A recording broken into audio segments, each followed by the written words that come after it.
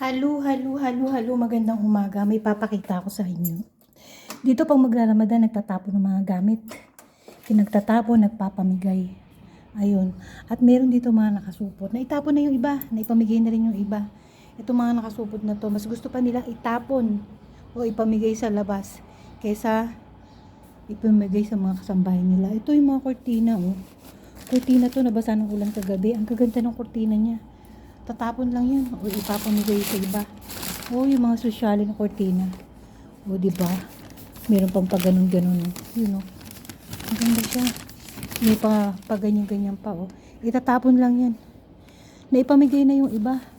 Naipamigay na. Punong-puno yan mula doon hanggang dito. Papamigay na lang yun.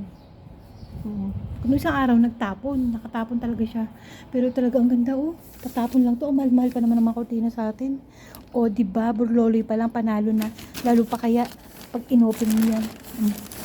Ayan siya. Ang ganda niya. Maganda yan. Ang kortina niya, papamigay lang yan or itatapon. Itatapon lang yata to. Ang ganda siya. Dihok siya. Basta yun. Ang ganda. Ang dami pinamigay, ang dami pang ipamimigay. Nagsabi ako na baka pwedeng mahigi. Sabi lang inshallah. Oo daw. Pero lagi na lang ganun. 5 taon ng inshallah.